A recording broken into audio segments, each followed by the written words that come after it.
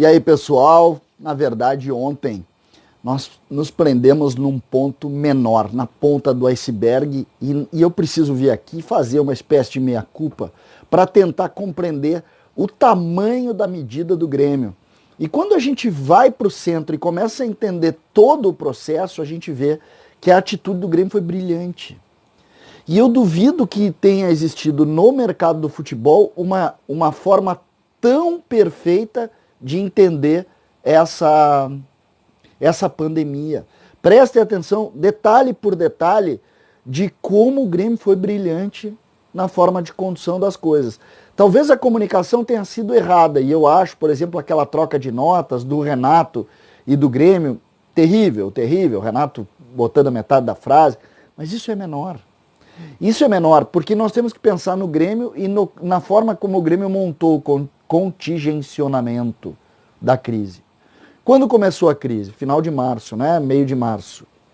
Então, de abril a setembro, que é quando começam os jogos, o Grêmio pegou a maior parte do seu investimento, né, de onde o Grêmio despende pagamento, e parcelou para 2 anos futuros. Então o Grêmio tira 55% da folha de pagamento e joga para o futuro.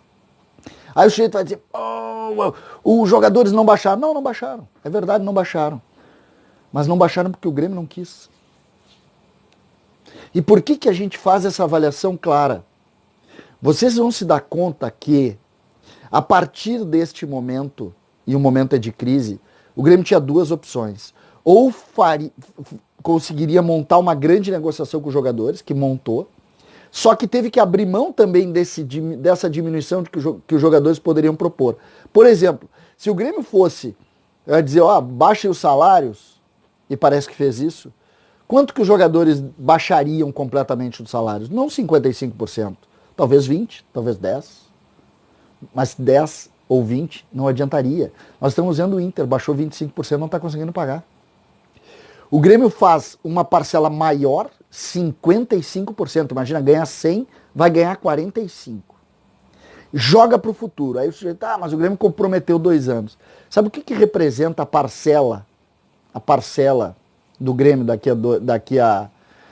no próximo ano e no ano de 2022? Representa o salário do Júlio César, o salário do Orejuela e o salário do Marcelo Oliveira, que não vão renovar. Exatamente. Então o Grêmio monta nesse sistema e aí entra a maior loucura.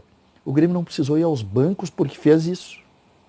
O Grêmio não vai pagar juro bancário. O Grêmio não vai pagar correção monetária de empréstimo bancário.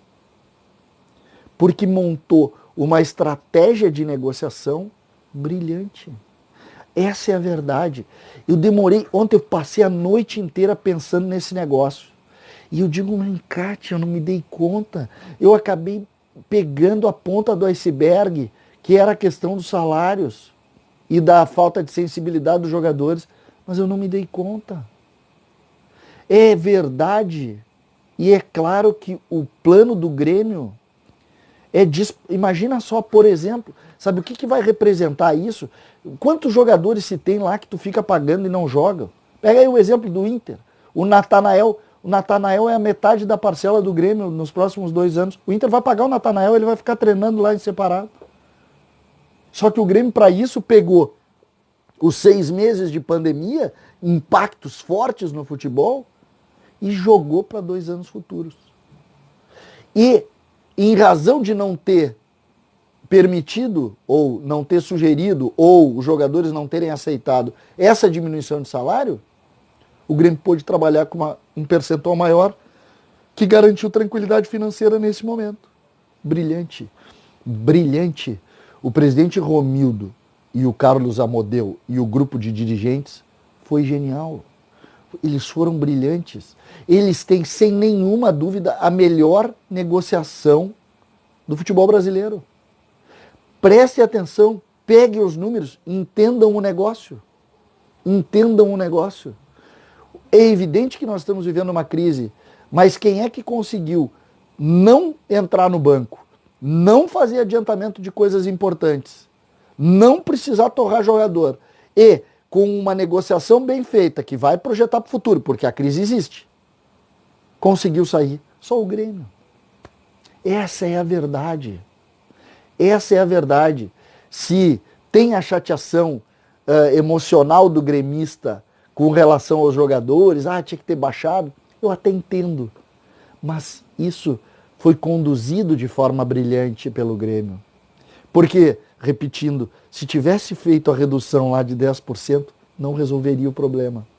O Grêmio paga no futuro, mas o Grêmio consegue respirar em razão dessa negociação.